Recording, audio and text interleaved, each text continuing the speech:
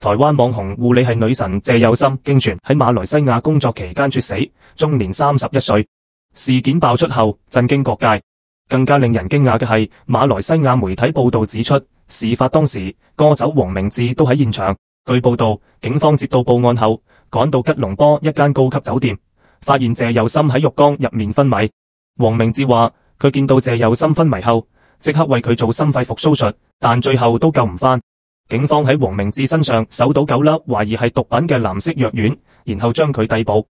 消息傳出後，黃明志喺自己嘅社交平台發文否認持有毒品同埋吸毒。佢話自己頂多最近飲多咗酒，仲指責相關報道係捕風捉影。黃明志仲透露佢受到勒索，話會追究到底。謝有心嘅經紀人 Chris 喺11月2號喺 IG 發文，質疑馬來西亞歌手黃明志嘅講法同警方報告有好大矛盾，質問你喺度隱瞞緊啲乜嘢，令原本以心臟病發結案嘅事件衍生更大嘅爭議。Chris 發表聲明話，案發後委託私人調查，仲多次聯繫大馬警方，但獲得嘅訊息係前後矛盾，互相衝突。最初家屬收到通知話謝有心因為心臟驟停意外離世，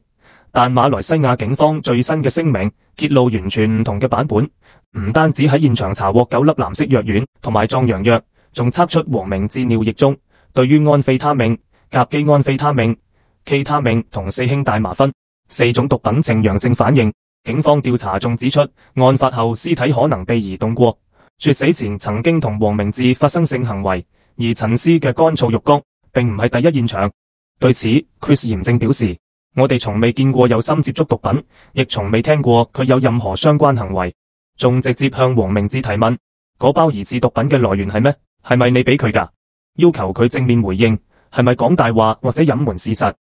面對網友質疑點解唔全程陪住藝人， Chris 澄清經紀人嘅責任要尊重藝人嘅獨立同自由，強調事件發生喺工作範圍外，所以要尊重藝人個人隱私。但呢場悲劇佢會堅定追查真相。黃明志透過聲明否認吸毒同埋攜帶毒品，話等警方報告還佢清白，仲抱怨救護車遲到差唔多1個鐘，但佢嘅說法同警方正式報告有明顯落差。案件預計12月8號開庭，謝有心嘅遺體送返台灣嘅日程，因為證據問題或會出現變數。